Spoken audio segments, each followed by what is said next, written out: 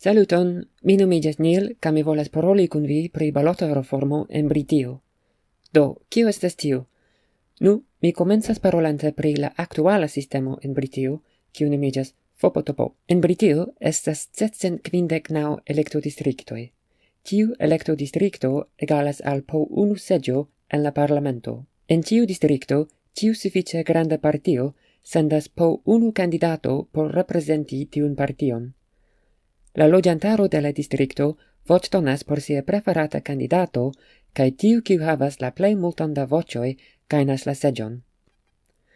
Tiu sistemo ŝajnas tre simpla kaj taŭga. Tiu distrikto havas unu reprezentanton, kiu teorie reprezentas plej bona la zorgojn de sia loĝantaro en la parlamento. Tamen, ne vere funkcias tiel.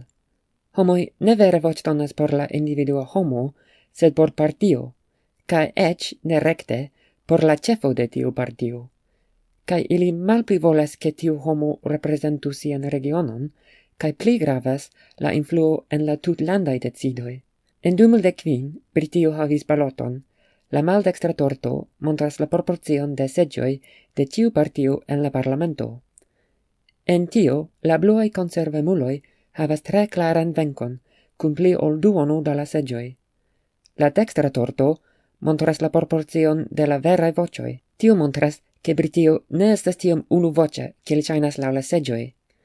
La konservemuloj havas pli da reprezento, ol ili meritas laŭ la voĉoj. Tio rezultas, ĉar multaj voĉoj estas efektive ĵetitaj en la aktuala sistemo. Ekzemple, imagu se mi loĝus en ĉi tiu regiono, Holton Price en Howden.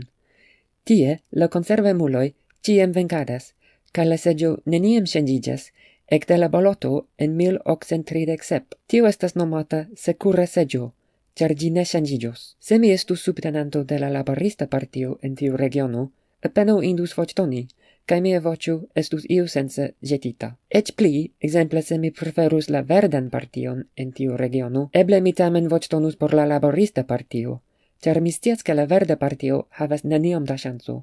La laboristoj eble estus la nuraj, kiuj povus kontraŭi la konservemulojn. Tio nomiĝas taktika voĉdono, kaj tio okazas tre ofte en Britio. Anstataŭ voĉdoni por sia preferata partio, homoj devas voĉdoni por tiu, kiu havas ŝancon venki. Tiel, la malgrandaj partioj malfacile kreskas, kaj la politiko povas nur malrapide ŝanĝiĝi. Do, pro tio ekzistas la socio da balota reformo. Tiu socio taksas ke fakte 59% da la seĝoj estas tiaj neŝanĝeblaj seĝoj. Ili proponas alian balotan sistemon, kiu nomiĝas sotovo aŭ unuopa transdoneble voĉdono. Laŭ tiu sistemo, oni pligrandigas la distriktojn, kaj anstataŭ elekti nur unu kandidaton de tiu distrikto, oni elektas eble po 3 aŭ 4.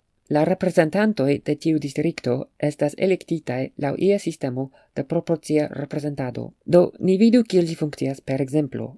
Unue ni faros baloton per la aktuala sistemo por unu distrikto. Do, en la distrikto estas la jenaj 3 kandidatoj. Albus Dumbledore de la partio Gryffindor, Phileas Flitwick de Ravenclaw, kaj Lord Voldemort de Slytherin. Nu, la plej grava temo en la epoko de ĉi tiu fikcia baloto estas, ĉu oni devus malliberigi kaj torturi muglojn, aŭ ĉu oni prefere amikiĝu kun ili.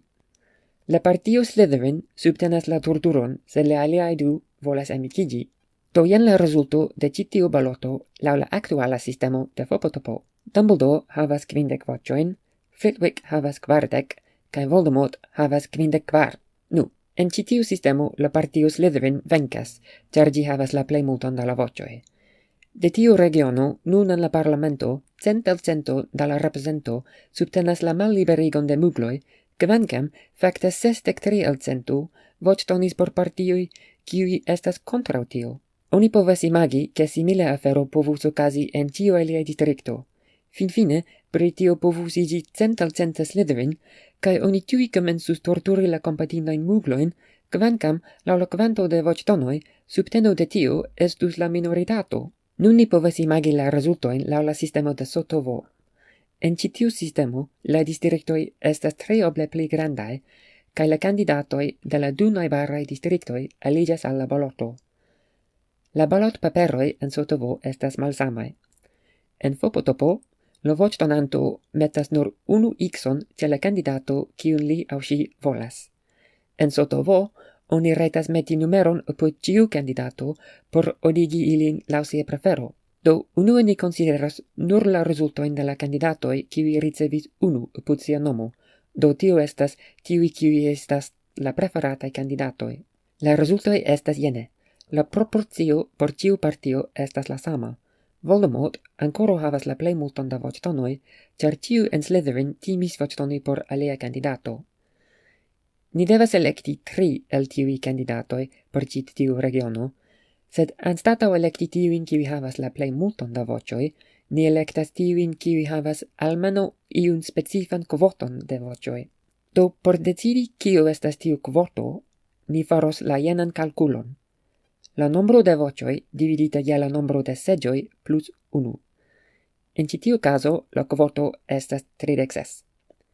Do, Voldemort jam havas sufiĉe da voĉoj por atingi la 36 bezonatajn, kaj li tuj iĝas la unua parlamentano.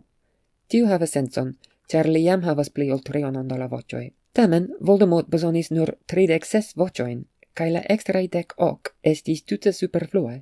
Anstataŭ simple ĵeti tiujn superfluajn voĉojn, ni transdonos ilin al la dua elekto de la voĉdonanto. Sed, ĉar tiuj voĉoj jam gajnis unu seĝon, ni maloltigos la valoron de la transdonita voĉo.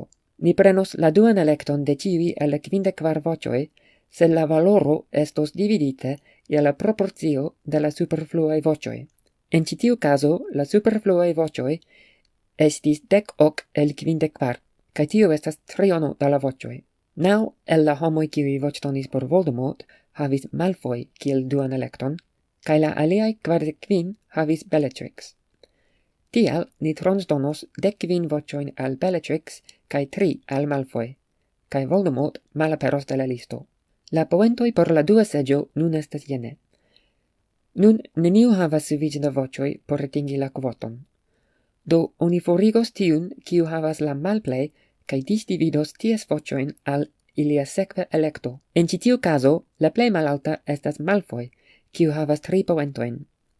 Tiuj kiuj voĉdonis por li preferis Bellatrix en la tria loko, ĉar ili kompreneble volas iun de Slytherin. Do ŝi gajnos liajn poentojn, kaj li malaperos de la listo. Simile okazas por Gilderoy. Ties voĉdonantoj preferis Flitwick en la dua loko. Li havas 4 poentojn, kiuj iros al Flitwick, kaj li malaperas de la listo. Ankoraŭ neniu havas sufiĉe da poentoj, kaj nun McGonagall estas en la lasta loko. Ŝiaj voĉdonantoj kompreneble volis iun de Gryffindor, kaj tial preferas Dumbledore kiel ilian sekvan preferon. La 5 voĉoj de McGonagall iras al li, kaj ŝi malaperas de la listo. Nun estas la vico de Weasley. Liaj 15 voĉoj iras al Dumbledore, kaj li malaperas de la listo. Finfine, Dumbledore havas sufiĉe da voĉoj por atingi la kvoton. 10 el tiuj voĉoj estis superfluaj, do ni transdonos la voĉojn al la sekva preferata candidato.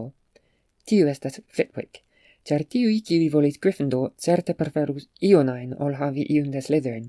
20% da liaj voĉdonoj estis superfluaj, do ni donos 20% da 50 el Flitwick.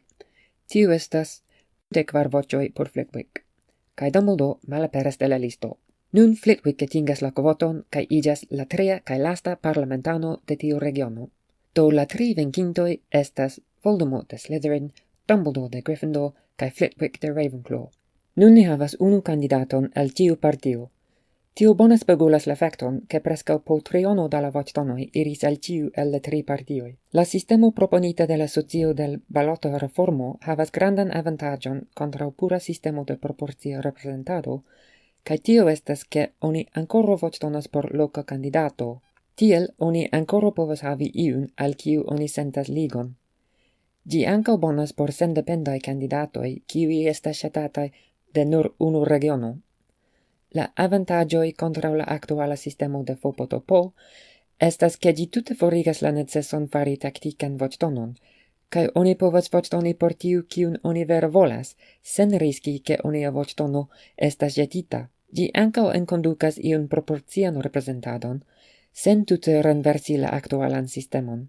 La malavantaĝoj povas esti ke ĝi estas iom pli komplika por kompreni. Tamen, Mi pensas che oni ne vere deves compreni la calculadon de la voĉtonoj por voĉdoni, ĉar la nura afero kiun oni devas fari estas meti la kandidatojn laŭ la ordo de onia prefero, kaj tio estas facile komprenebla. Oni povus argumenti che la aktuala sistemo mem estas tre komplika por la voĉdonantoj, ĉar se ili volas voĉdoni ĝuste, ili deves consideri ne nur kiun ili plej ŝatas, sed ankaŭ kiu havas ŝancon venki en ilia distrikto.